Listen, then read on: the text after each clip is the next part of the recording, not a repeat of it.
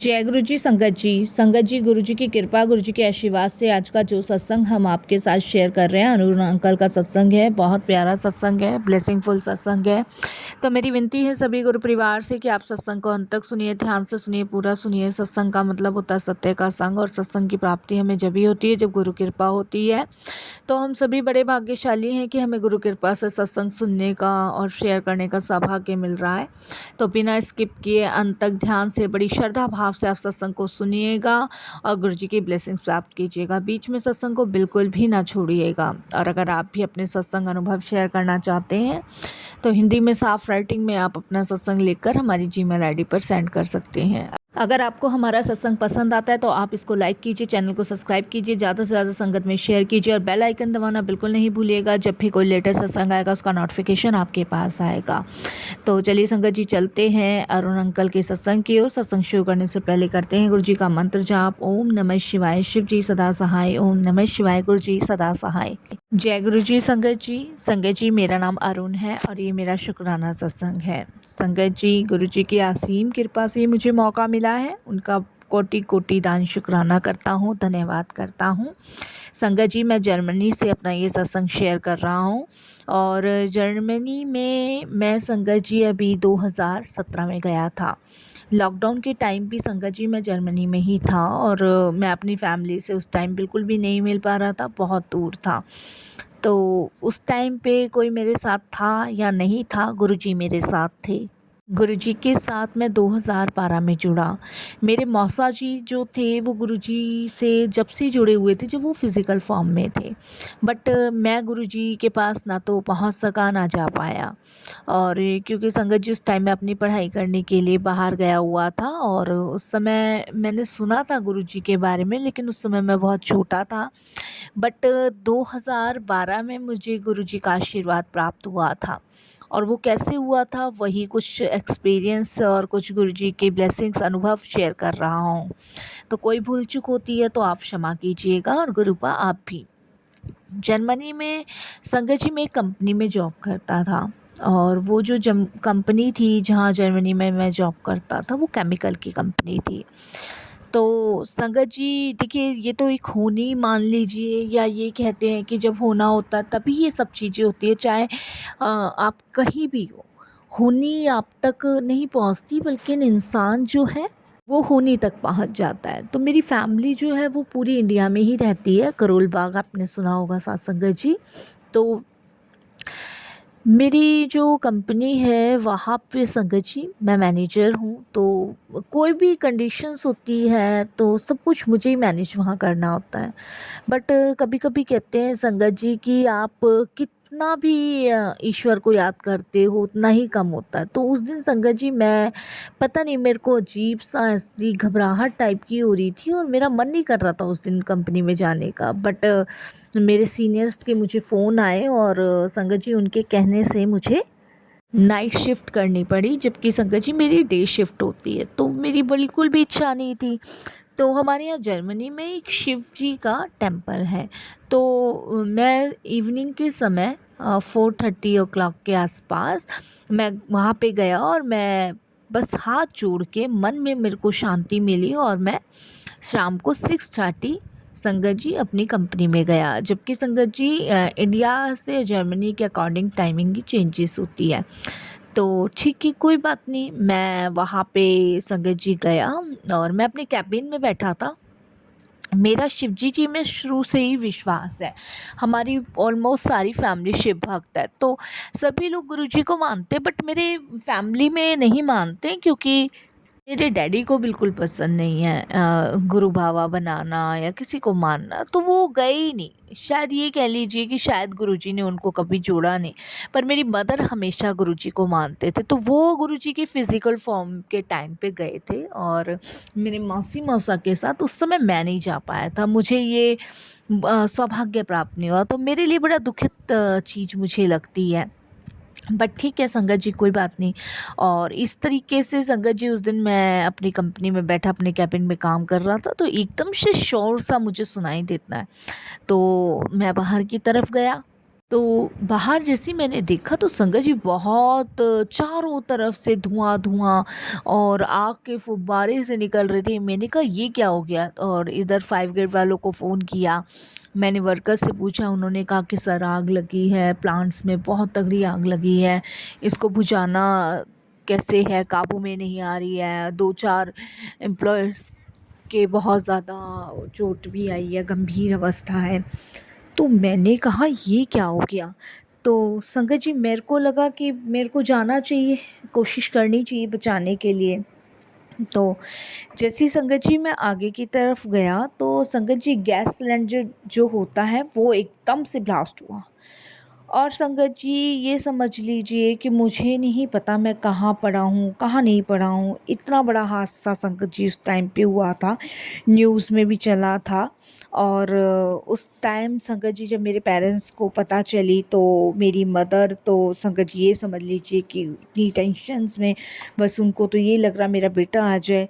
हम लोगों को हॉस्पिटल एडमिट किया गया। संगत जी मेरे बचने की उम्मीद बहुत कम थी और संगत जी डॉक्टर्स मना कर चुके थे, क्योंकि संगत जी मेरा जो ऊपर का पूरा सर है वो बहुत बुरी तरीके से संगत जी ये समझ लीजिए डैमेज हो चुका था।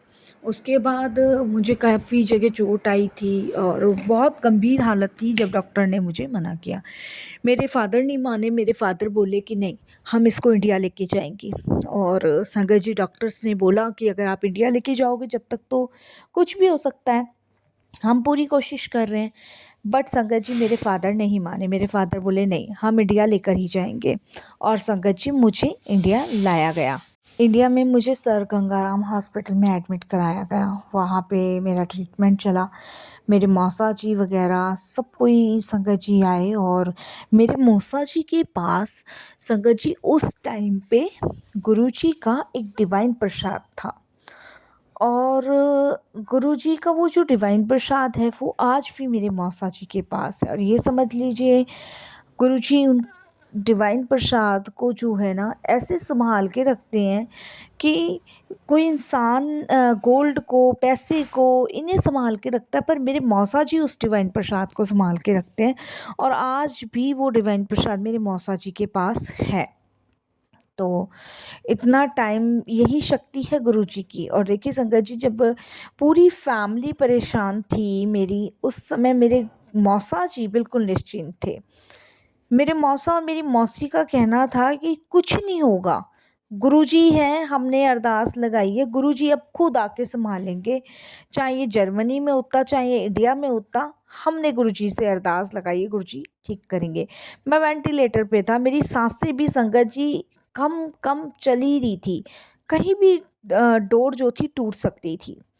मेरे मौसा जी ने संगत जी हॉस्पिटल में आके डॉक्टर्स ने मना कर दिया कि आईसीयू में आप नहीं मिलने जा सकते, क्योंकि मैं जला हुआ था संगत जी, मेरी पूरी बॉडी जली हुई थी। और मुझे ये समझ लीजिए बहुत ठंडक में रखा गया था, इतना डिग्री संगत जी वहाँ था उसमें मुझे रखा गया।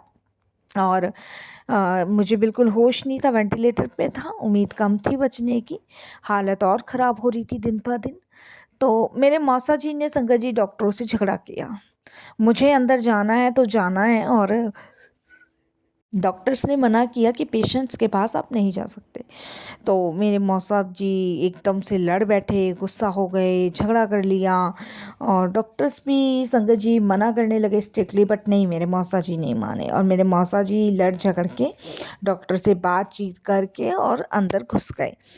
तो ये भी गुरुजी की प्लानिंग थी, गुरुजी की मेहर थी। देखिए नहीं, कोई अंदर नहीं जा रहा था, लेकिन मेरे मौसा जी अंदर गए और अंदर जाने के बाद साथ संगत जी वो मात्र 10 मिनट मेरे पास बैठे होंगे। और 10 मिनट में संगत जी आप बिलीव नहीं करोगे, मुझे इतनी मतलब ऐसा लगा जैसे कि मुझे बहुत मतलब मेरे इर्द-गिर्द कुछ परियां घूम रही हैं।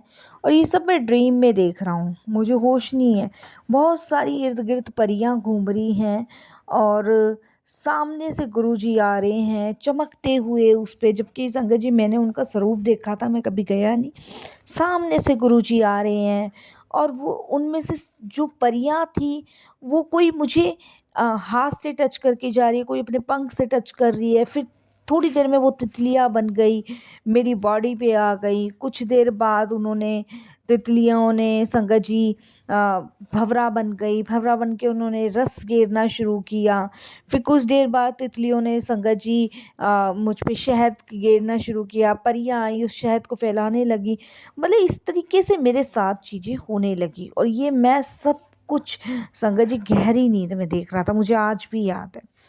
उसके बाद साथ संगत जी बस मौसा जी ये 10 मिनट बैठ के मेरे साथ मंत्र जाप मेरे पास बैठ के करके गए और जो गुरुजी का डिवाइन प्रसाद था वो हल्का सा मेरी जीभ पे लगा के गए। और डॉक्टर्स ने मना किया था कि नहीं कुछ करना, बट मेरे मौसा जी नहीं माने। उन्होंने कहा कि नहीं, डॉक्टर अपना काम करेगा, मेरे गुरु अपना काम करेंगे।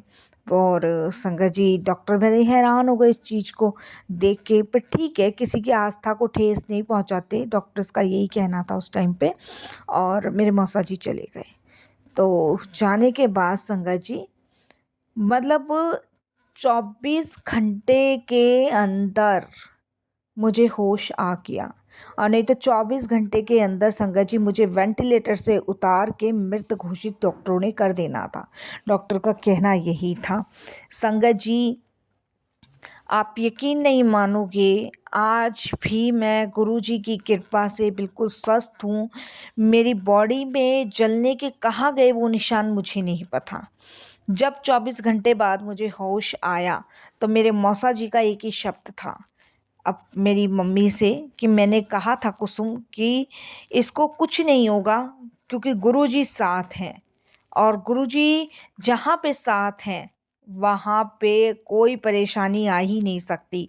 किसी डॉक्टर के पास जाने की ज़रूरत ही नहीं थी।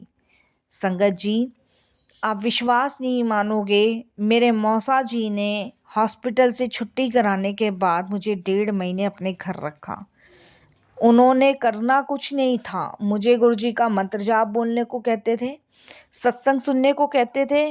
और जो डिवाइन प्रसाद उनके पास था संगत जी, वो जरा सा मेरी जीभ पे जैसे कहते ना उंगली से लिया नमक चखा दिया, ऐसे चखाते थे। और आज देखिए गुरुजी की कृपा से, उनकी मेहर से मैं बिल्कुल ठीक हूँ। तो ये गुरुजी की ब्लेसिंग्स है, ये गुरुजी की कृपा है। तो जितना मैं गुरुजी का शुक्राना करूँ ना उतना कम है। आज जो मैं जीवित हूँ, आज जो मैं ठीक ठाक बैठा हूँ, सिर्फ गुरुजी की कृपा, उनकी मेहर, उनकी ब्लेसिंग से बैठा हूँ। तो शुक्राना गुरुजी, बहुत बहुत शुक्राना। डॉक्टर ने तो संगत जी वेंटिलेटर से उठा के मृत घोषित कर देना था और घर वाले रोते पीटते उसके बाद जलाया थे, कुछ बचना ही था। लेकिन जहाँ पे गुरुजी महाराज विराजमान है वहाँ पे डॉक्टरों की डॉक्टरी फेल हो जाती है, वहाँ पे मुर्दे भी जीवित हो उठते हैं। ऐसी ब्लेसिंग्स हैं और ऐसी शक्ति है हमारे गुरुजी में। तो शुक्राना गुरुजी, ये नया जीवन दान बख्शने के लिए अनंतम शुक्राना। और यही मैं अपने सत्संग को भी विराम करता हूँ। ओम नमः शिवाय, शिव जी सदा सहाय। ओम नमः शिवाय, गुरु जी सदा सहाय। संगत जी हम सभी बड़े भाग्यशाली हैं कि हमारे बीच में मेरे मौसा जी जो गुरु जी के फिज़िकल फॉर्म टाइम से हैं, वो अभी भी हमारे बीच में ही हैं। तो मुझे ये देख के सुन के बड़ी खुशी होती है कि गुरु जी से मेरे मौसा जी मिले। और अपने लिए थोड़ा दुख होता है कि उस टाइम पे मैं क्यों नहीं मिल पाया। लेकिन मैं अरदास करता हूँ गुरु जी से कि मैं आपके दिव्य दर्शन करूँ, ऐसा आशीर्वाद आप मुझे दें। जय गुरु जी, शुक्राना गुरु जी।